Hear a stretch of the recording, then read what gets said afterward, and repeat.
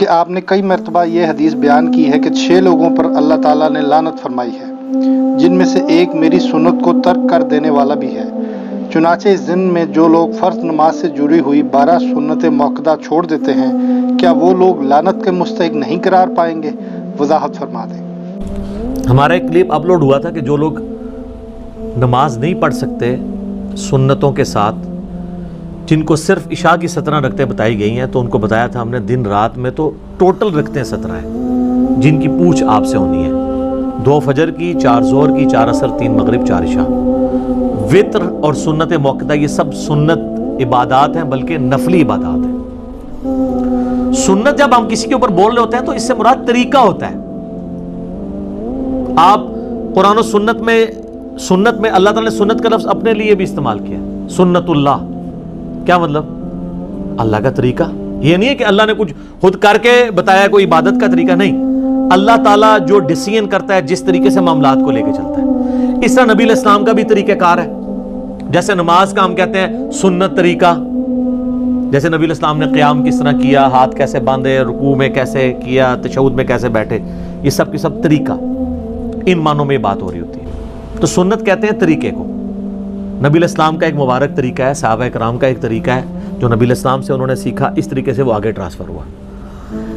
تو اب رہا یہ مسئلہ کہ یہ جو حدیث میں 6 لوگوں پہ اللہ کی لعنت ہے، اس میں تارک سنت کی بات آئی ہے، جو سنت کو ترک کرنے والا ہے۔ اور عربی لنگوسٹک میں اگر آپ سنت کو ترک کا معنی لینا تو یہ ہوتا ہے اس راستے کو چھوڑ دینے والا۔ اچھا، اگر آپ اس کا خدا نخواستہ یہ معنی لیں گے کہ نبی علیہ السلام کے جتنے بھی اعمال ہیں، چونکہ وہ سنت کی کیٹیگری میں تو فال کرتے ہیں، جیسے تہمت پہننا نبی علیہ السلام کا طریقہ تو ہے۔ اب کوئی شخص یہ کہہ سکتا ہے جو تہمت نہ پہنے وہ تارک سنت ہے اور اس پہ اللہ کی لعنت ہے۔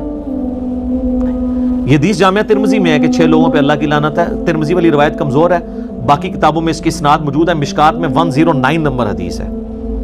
سنت کو حقیر سمجھ کے چھوڑنے والا، سنت سے نفرت کی وجہ سے سنت کو چھوڑنے والا، ایک تفسیر اس کی بنے گی جو محدثین نے کی ہے۔ دوسری یہ ہے کہ اس سنت سے مراد وہ سنت ہے جو سنت واجبہ ہیں، یا وہ سنتیں جو فرائض میں شامل ہیں۔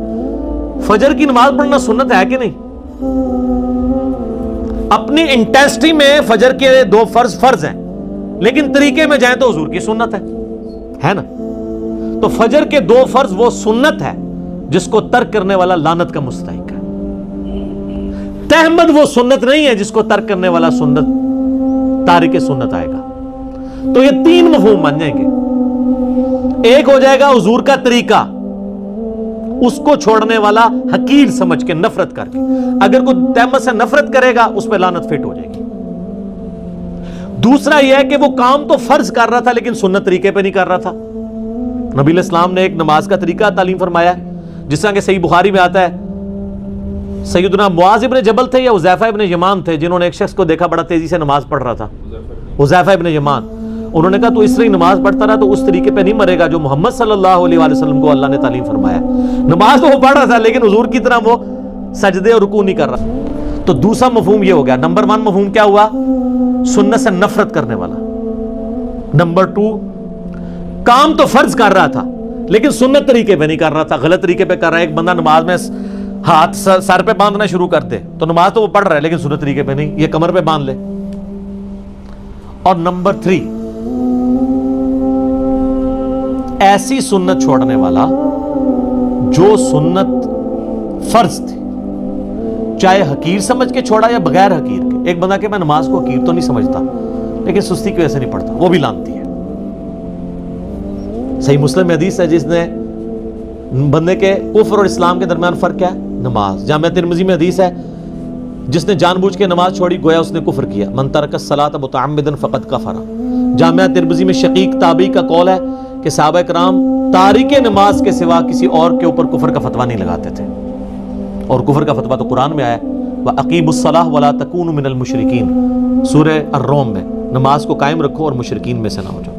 تو 3 طرح سے لوگ سنت کے حوالے سے لعنت کے مستحق ہوں گے۔ نمبر 1، کسی سنت سے نفرت کی وجہ سے چھوڑ دیں، حقیر سمجھ کے۔